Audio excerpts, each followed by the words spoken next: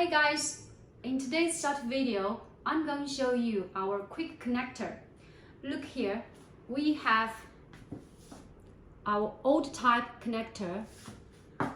This side will connector with the filling hopper, and on this side it will connect with the EPS filling gun. In today's short video, I'm going to show you our quick connector. Look here. I'm going to disassemble in 1 second. Done. Let me connect again. By this quick connector, you can save a ton of time when you change the EPS mode.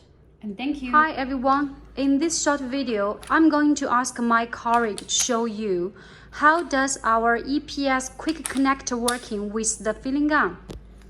1 second. You can disassemble and assemble again. Okay, if you're interested in this quick connector, call me please. Bye.